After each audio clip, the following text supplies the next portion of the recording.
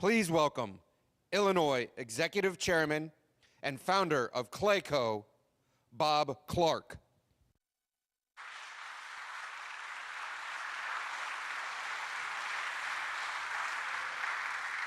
Wow. Friendly audience, I hope. Good morning. It's still morning for 6 more minutes. As they said, I'm Bob Clark. 35 years ago, I started Clayco in St. Louis, Missouri. Today, we're a nationally fully integrated design builder. We do development, architecture, engineering, really a very integrated company. The company is growing very rapidly, and I'm happy to say that we're still adding about 40 project managers or engineers every month. It's a lot of fun to see the new faces in the company. Moving Clayco to Chicago 10 years ago was a game changer for us. We love working in Chicago. We find it to be one of the most resilient, dynamic, and cost-effective big cities in the whole country. Our governor's track record is impressive, and we're very optimistic and excited about our new mayor.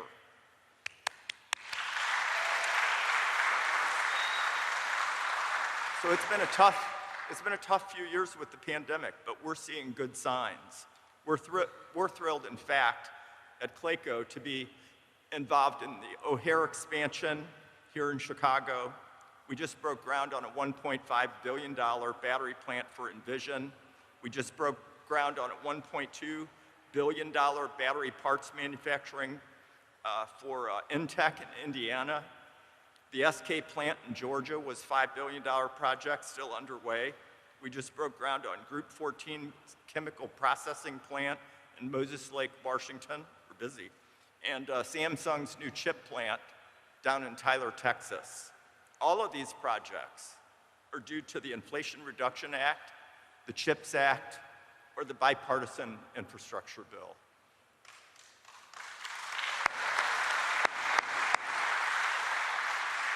It's the new term, Bidenomics, and I'm buying into it. Investing in our workers, our communities, and the whole country. Clayco and the nation's top builders are gearing up for an American building boom not seen since World War II. We believe the Biden economy will last for decades. It's not a short-term change, and it's going to change the very fabric of American jobs. So today, I'm excited to introduce the President of the United States of America, my friend and the architect of this economy, Joe Biden.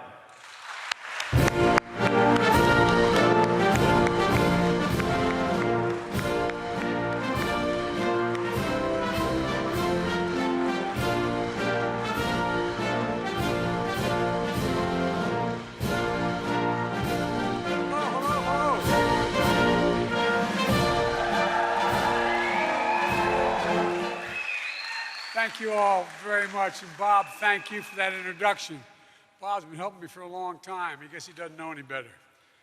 And speaking of help from a long time, a brand new guy in town, a guy who I told him being married, I think, is the toughest job in America. They know where you live, and every time you walk in the grocery store, you get questions. But congratulations, Mr. Mayor. And I think that you've been doing a good job. Mayor Brandon Johnson. Look, there's a guy that helped me more than, I can say this without equivocation, helped me more than anybody in America get elected last time. A single person, your governor. He stepped up, he raised money, he raised support. Governor, you're the best. Thank you for being such a good friend. No, I really mean it. And I like hanging around with heroines like Tammy Duckworth. Tammy, God love you, you're the best too, I tell you. But you know what? My good friend Dick Durbin, and he is a good friend, we've worked together a long, long time in the United States Senate. He's the single most effective senator in getting things done. That's not a joke. It's not just Judiciary Committee. He's made sure that we got more judges appointed. We've appointed more African-American women to the federal bench than every other president combined. And he got the first and brightest, Justice Ketanji Brown. I said I was going to put a black woman on the court, and he put her on the court for me. He put her on the court for me. Dick, you really are the best man. And by the way, when I have questions about just about anything at all beyond the Judiciary Committee, I still call him anyway for his advice. So thank you. And Representative Danny Davis. Danny, you've been a good friend for a long time. He's always there. And to all the elected officials, member of Congress, elected officials here today, thank you. Thank you for the welcome, and welcome me to Chicago. You know, first quarter of the 20th century, the poet Carl Sandburg described Chicago as a city of big shoulders. A city of big shoulders. He was describing the big shoulders of a working class American town who were building this city. At the same time, building the middle class. I'm here in Chicago today for the first quarter of the 21st century to talk about the economic vision for this country. The economy that grows the economy from the middle out and the bottom up instead of just the top down. When that happens, everybody does well. The wealthy still do it, everybody does well. The poor have a ladder up, and the wealthy still do well. We all do well.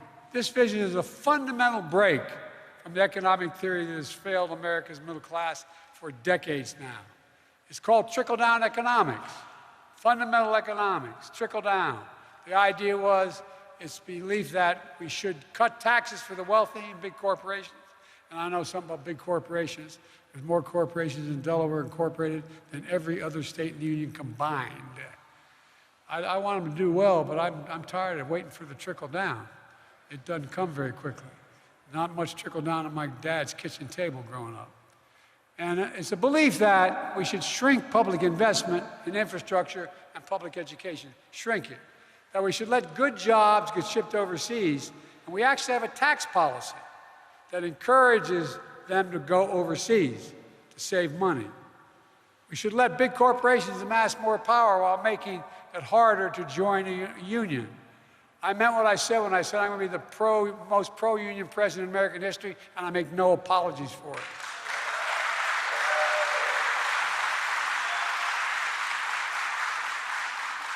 My predecessor, if my mom were here, God bless his soul, my predecessor enacted the latest iteration of the failed theory. Tax cuts for the wealthy. It wasn't paid for, and the estimated cost of his tax cut was $2 trillion. $2 trillion. Now Republicans are at it again, pushing tax cuts for large corporations and the wealthy, and adding trillions of dollars to the deficit. Trillions. Folks, let me say it as clearly as I can. The trickle-down approach failed the middle class. It failed America. It blew up the deficit. It increased inequity, and it weakened our infrastructure. It stripped the dignity, pride, and hope out of communities, one after another, particularly through the Midwest, Western Pennsylvania, heading west.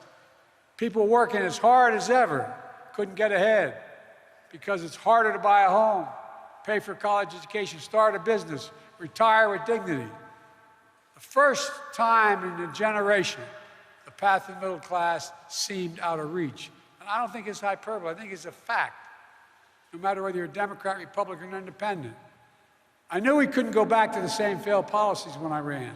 So I came into office determined to change the economic direction of this country, to move from trickle-down economics to what everyone on Wall Street Journal and Financial Times began to call Bidenomics. I didn't come up with the name. I really didn't. I now claim it, but they're the ones that used it first. I got asked by a press person this morning, getting on a helicopter in Washington, why, when I asked you about Bidenomics a long time ago, you said you didn't know what it was. I said, I didn't name it Bidenomics. I didn't realize the Economist and the Wall Street Journal did. But I think it's a plan that I'm happy to call Bidenomics. And guess what? Bidenomics is working. When I took office, the pandemic was raging and our economy was reeling. Supply chains were broken, millions of people unemployed, hundreds of thousands of small businesses on the verge of closing after so many had already closed. Literally hundreds of thousands on the verge of closing. Today, the U.S. has the highest economic growth rate leading the world economies since the pandemic, the highest in the world. As Dick said, with his help, we created 13.4 million new jobs. More jobs in 2 years than any president has ever made in 4, in 2. And folks, it's no accident. That's Bidenomics in action. Bidenomics is about building an economy from the middle out and the bottom up, not the top down. And there are 3 fundamental changes that we decided to make with the help of the Congress. We've been able to do it. First, making smart investments in America. Second, educating and empowering American workers to grow the middle class. And third, promoting competition to lower costs to help small businesses. Here's what I mean by all this. Under trickle-down economics, it didn't matter whether you made things as long as you helped the company's bottom line. Even if that meant seeing jobs in industries go overseas for cheaper labor. Supply chains and key products moved overseas, like China and much of Asia. The entire towns and communities, from where I live all the way out there and through the Midwest, were shut down, hollowed out. I mean, literally hollowed out. All over the country, parents have to say to their, many of you, all elected officials, heard people tell you this, had to say to their children, honey, I lost my job. We can't live here anymore. We got to move. Trickle down also meant slashing public investment on things that help drive long-term growth and helped America lead the world in innovation. We used to invest 2% of our gross domestic product in research and development. By the time I came to office, that was down to 0.7%. We used to be #1 in the world in research and development. That's what we're known for. Now we rank #9 in the world. China decades ago was #8 in the world. Now it's #2 in the world. And other nations are closing in fast. We used to have the best infrastructure in the world, roads, bridges, et cetera. But then we fell to rated 13th best investment in infrastructure. 2 to 13. How can you have the best economy in the world without the best infrastructure in the world? How do you get product from one place to another? I was out in Pittsburgh recently, the city of bridges. Bridges collapsing all over the nation. You've seen on television, railroad bridges collapsing. Bidenomics, we're turning this around. We're supporting targeted investments. We're strengthening America's economic security, our national security, our energy security, and our climate security. I designed and we signed a bipartisan infrastructure law. It's already announced, and I heard some of the speakers before touting some of it. It's already announced 35,000 projects across the country. Think of it this way. Nearly a century ago, Franklin Roosevelt's Rural Electrification Act, rural electrification, brought electricity to millions of Americans in rural America. 70 years ago, Dwight Eisenhower launched the Interstate Highway System, the largest infrastructure project to date in history. That's what the bipartisan infrastructure law does. It will be for our kids and grandkids, only bigger. Just last week, we announced our plan to bring affordable high-speed internet to end a decade of unaffordable and inaccessible internet to every home in America, every small business in America. And to no one's surprise,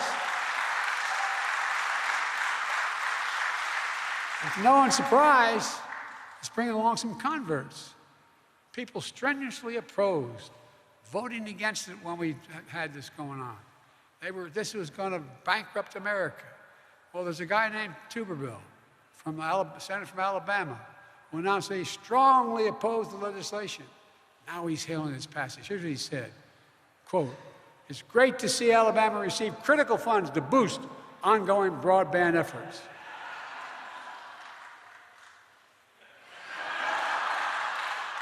We're replacing every single lead pipe in this country and putting our children's health back directly. 400,000 schools, 10 million homes. We're fixing crumbling bridges, upgrading our power grid, renovating our airports and ports. And Dick, one of you talked about that, how important that is for the Great Lakes as well. Last week we opened I-95 back where I live. and you go up the East Coast. It's one of the most important links in the entire East Coast. Well, guess what? A guy driving a truck hit anyway, knocked down a whole bridge and the whole block, 4 lanes of the highway. I went up there. I said, we're going to get this the #1 project to get done. Within 1 week of my being there, 2 weeks of happening, tanker trucks that crashed and caused this overpass that has 150,000 vehicles travel on it every day and 14,000 trucks. It's critical to our economy. We did it with union workers. We closed all the loopholes. We used all American products, all American materials. We used federal infrastructure project. And made in America. Made in America, not a slogan. It's actually happening. You know, when Roosevelt passed the legislation in the 30s about unions being able to be engaged, everybody thinks to just legalize unions. It said we should encourage unions. There was a little provision there that very few presidents paid attention to. It said, buy American. That meant that if a president was given money by the Congress to build, say, a new deck in an aircraft carrier, whatever it was, he or she was supposed to use 100% American labor and 100% American products. It hardly happened. We get exceptions down to 30%, et cetera. I changed all that. We're all now investing in key industries of the future, making targeted investments to promote domestic production of semiconductors, batteries, electric cars, clean energy. Under the trickle-down economic theory was that public investment would discourage private investment.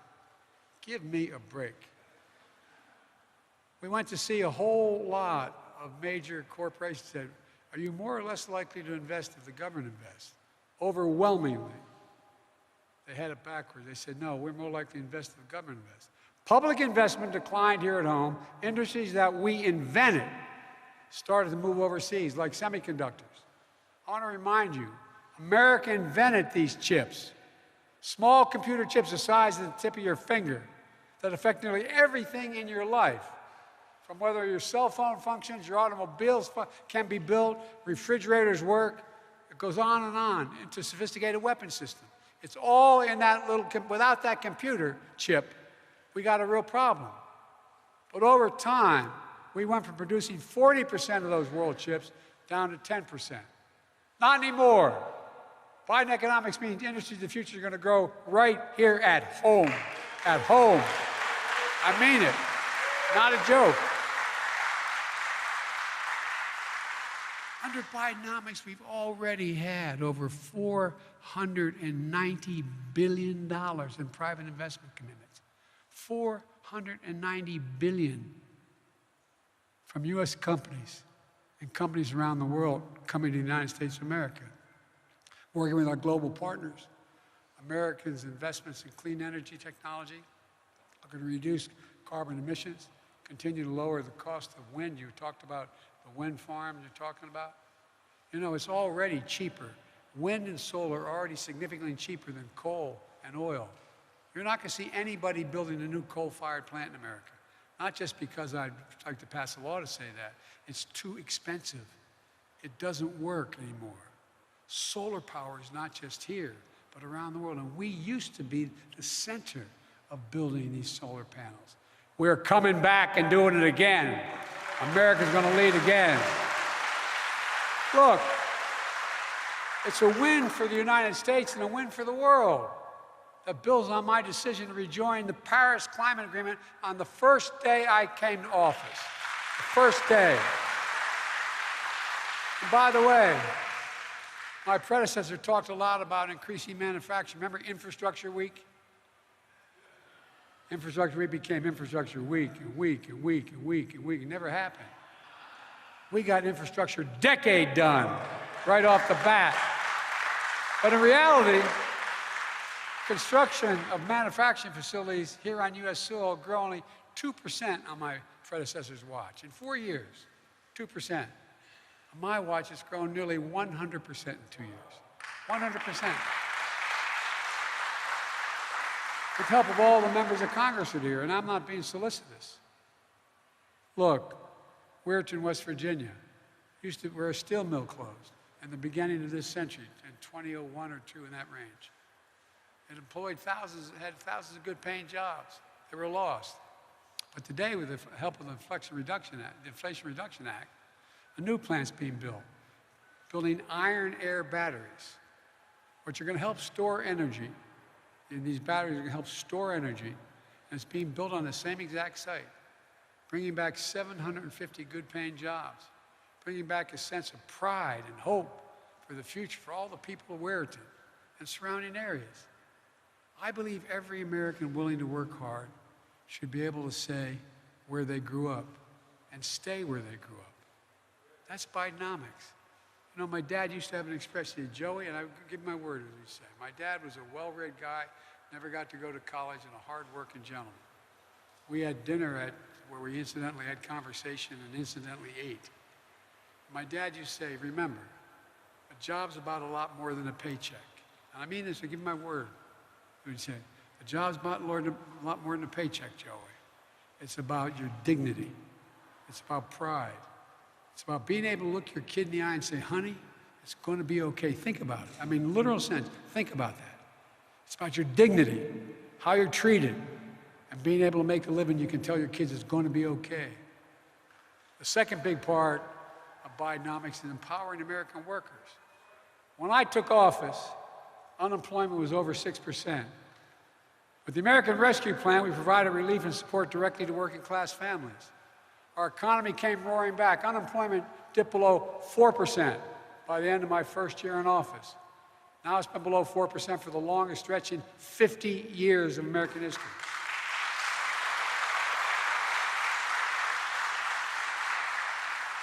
And I must admit I concentrated on, but we've seen with the help of Jesse Jackson's legacy and a lot of other people here, we've seen record low unemployment for African Americans, record low unemployment for African Americans and Hispanic workers with disabilities.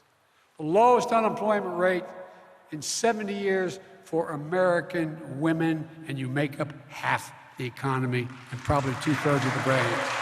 No, really, think about it.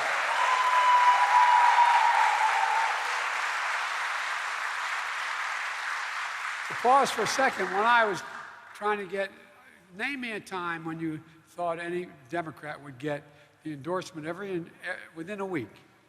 Every single environmental group out there, the AFL-CIO, the women's groups. I mean, here's the deal. When I sat with the AFL-CIO, when I sat with the IBW, starting when I ran last time, I said, here's the deal, though. I'm going to be the most pro-American, most pro-union president in history, but you've got to employ more women, you've got to attract more African Americans, and you've got to attract more minorities. They have. They're going around. It's beginning to change. In every industry. Anyway, I go to these sites where they're trained. And by the way, the other thing I've told labor guys, you got to brag a little bit more about what you do. You realize to get a license to be an electrician in this town or any other, you got to essentially go to 4 years of college. You have to go through an apprenticeship that takes you 4 years to 5, depending, or you can't get a job. You get paid a little bit, but you can't get your license to be an electrician, a labor electrician, until that happens. Look, pay for low-wage workers has grown at the fastest pace in over 2 decades. Full employment means workers, especially low-wage workers, having more bargaining power to demand good pay, to secure good jobs. And this is a thing that isn't consistent with whether people think that we're moving in the right direction.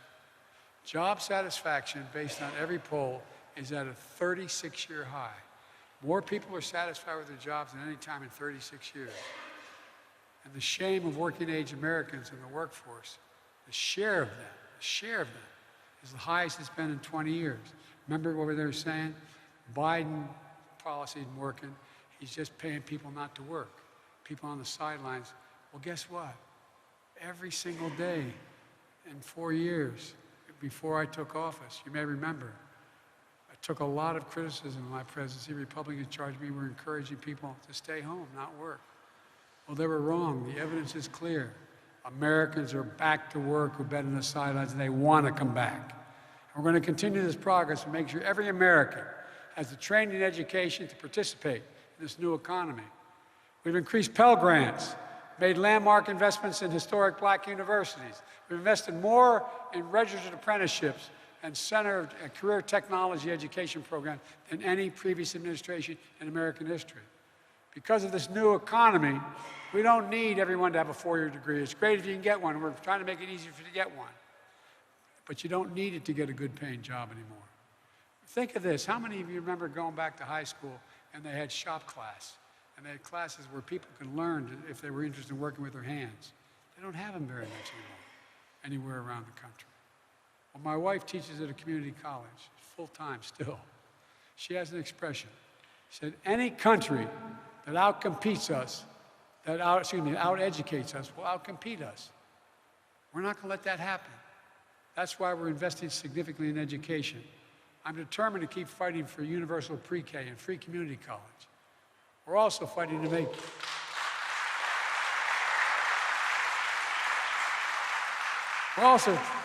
make child care more affordable, because we know one benefit is that it opens up significant opportunities for parents to be able to go back and join the workforce.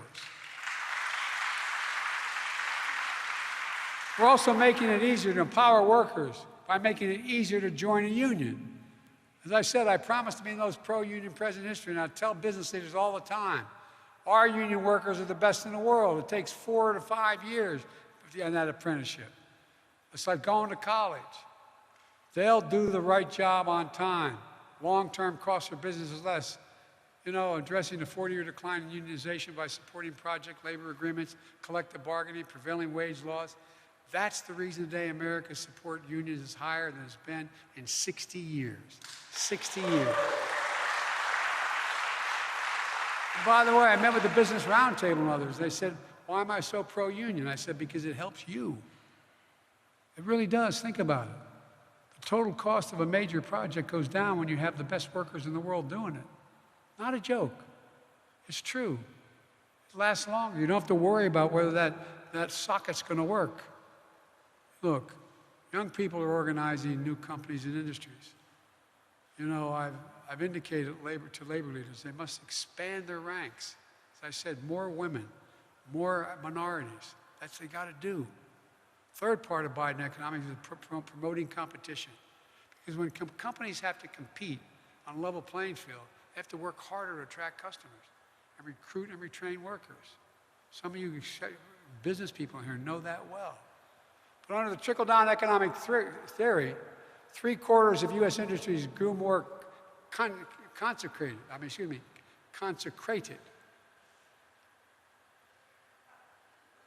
thinking I didn't go to Mass. They were moving to diminished competition.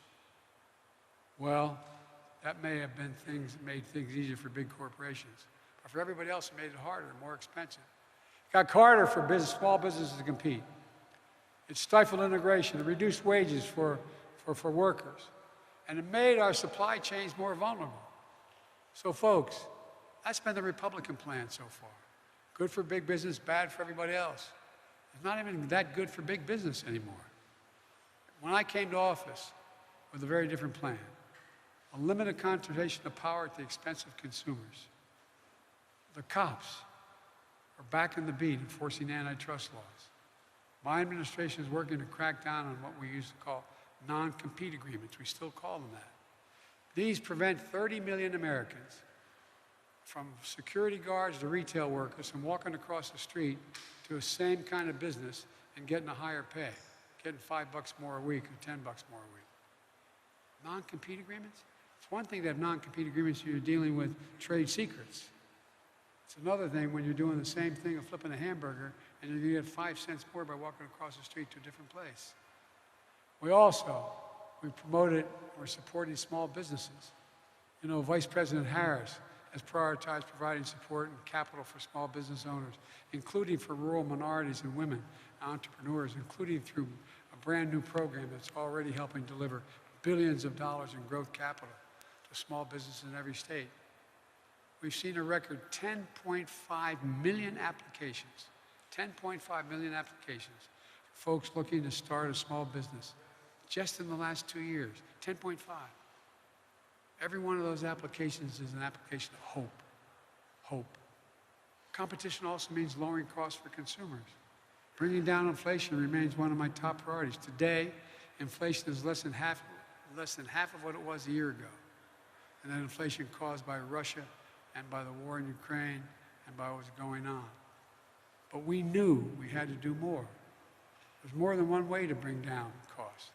Another expression my dad used to use, for real.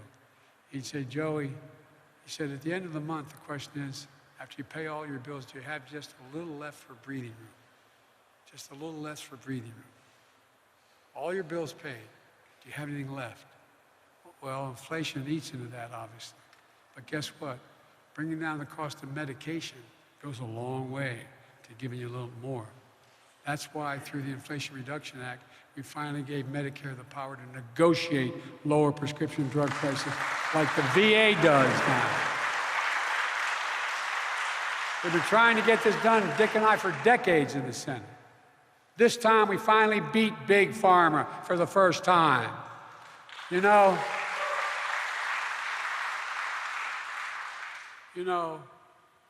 same drug made by the same American company, sold in Chicago, is more expensive than that same drug sold in Toronto, Great Britain, France, Germany, any city you can name, for real. Now seniors on Medicare are paying as much as who were paying $400 a month for insulin last year are now paying $35 a month. Because guess what? You know how much it costs to make that insulin? 10 TEN dollars. Package it, maybe 12 total. And the guy who invented the insulin didn't even ask for a patent because he wanted everybody to have access to it. We're just finishing the first round of negotiating drug prices. And we'll save the taxpayers this year $160 billion. That's like a tax cut. Lowers the cost of prescription drugs and it lowers the federal deficit as well. We're expanding health care coverage for more Americans, building on Barack's Affordable Care Act. You know why we're doing that? I'm proud to strengthen that act, saving average families $800 a year on their health care premiums. We're also fighting to end junk fees. Most people don't think of it that way. Here's what a junk fee is. They can add up to hundreds of dollars a month for a family. Like that extra fee when you say, I want my child to sit next to me when I take him to see Grandpa on the West Coast. It's not listed now. They're listing it now. Hotel resort fees. You don't realize, you're not told they're going to be, that ad in television? Mine is $200, his is $180. Well, guess what? Or the one that bothers me the most is overdraft fees for banks. The banks made $7.7 billion a year on overdraft fees. You overdraft a check, you get a penalty. It's one of the leading bank presidents, God love him, he's passed away, but he had a yacht. The name of the yacht was Overdraft. Swear to God. Well, guess what? There are going to be no more overdraft fees. Folks, we're doing all this, reducing the deficit at the same time. Just in my first 2 years in office, my team and I have reduced the deficit by $1.7 trillion, more than any president has. Just in 2 years. And the budget agreement I negotiated without having to give away anything of consequence reduced the deficit by another $1 trillion. You know, reversing 40 years of Republican trickle-down economics that helped few but hurt the middle class, it's going to take some time. But we're in a place where some big pieces, and we're moving in a direction where we can get some more done and people will see it. What I'm doing, and I knew I'd have to do this, all those major legislations we pass, people go, that's great, but it takes time to get it out in the field. It takes time for them to see it. And I'm not here to declare victory on the economy. I'm here to say we have a plan that's turning things around incredibly quickly. But we have more work to do. For example, does anyone here think the federal tax system is fair? Raise your hand. No matter how much money you make. We're going to make it fair by eliminating loopholes for crypto traders, hedge fund managers. Big oil made $200 billion last year and got a $30,000 tax break, $30 billion tax break. We're going to get billionaires to pay up a little bit, at least the minimum tax. You know, when we began, there were 750, before the pandemic, 750 billionaires in America. Now there are 1,000. You know how much their average tax is? They pay federal tax? 8% taxes. No billionaire should pay a lower tax rate than a school teacher, a firefighter, a cop. I mean, this is...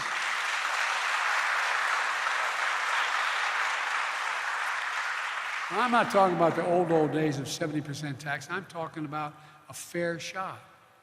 If they just paid the top tax rate that exists now, which is 130%, we'd raise billions and billions of dollars, lowering the deficit, allowing us to pay for so much more we have to do.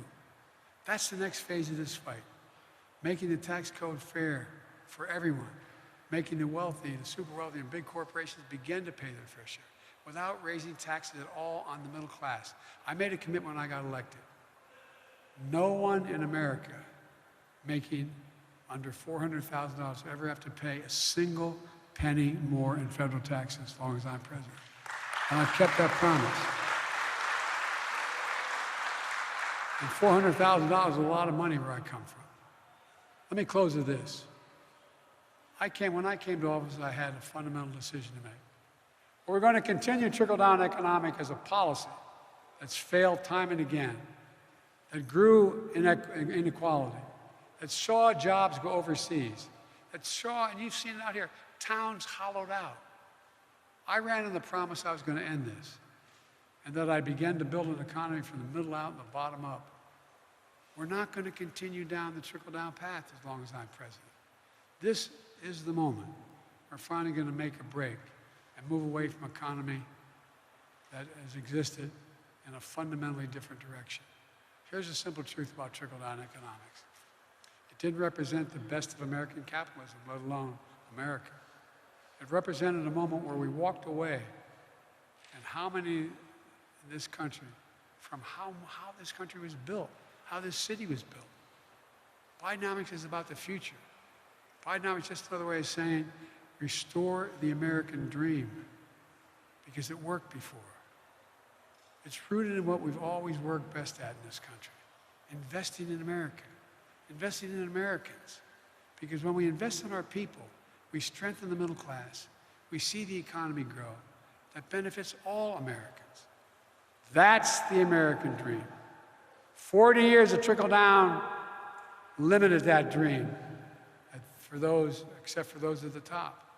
Too many, for too long, have seemingly suggested that it's only available if you have a 4-year college degree. You can work at a teaching or work at a tech center. These new factories that are opening, these fabs that are opening for semiconductors, without a college degree, you're going to make $100,000 to $130,000 a year working those fabs. $100,000 to $130,000 a year. But I believe that every American willing to work hard should be able to get a job no matter where they are. In the heartland, in small towns, in every part of this country, to raise their kids on a good paycheck and keep their roots where they grew up. That's Bidenomics. I think the economic philosophy is not going to restore the American dream that we have now, that philosophy, but this new one will. It's going to help, and I think it's going to help lessen the division of this country by bringing us back together. It makes it awful hard to demagogue something when it's working, although they do it all the time. I've long said, and I mean this, I was on the Tibetan Plateau with Xi Jinping. I traveled 17,000 miles with him. I've spoken with him more than any other head of state, because it started when I was vice president, and President Hu was the president, and he was the vice president. We knew he was going to be successful. It was inappropriate for Barack to spend that time with him, but I spent a lot of time with him. I met alone with him, just he and I, and a simultaneous interpreter 68 times, 68 hours, 68 times, more than 68 hours. By the way, I turned in all my notes.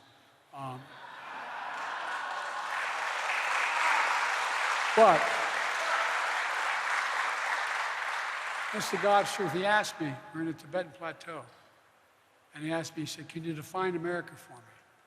And I said, yes, in one word, and I meant it. Possibilities. Possibilities. We're a land of possibilities.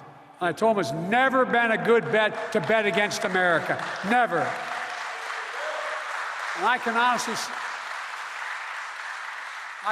say I've never been more optimistic about America's future. I swear to God. I've never been more optimistic. We just have to remember who we are. We're the United States of America. There is nothing beyond our capacity if we work together. So God bless you all, and may God protect our troops. Thank you, thank you, thank you.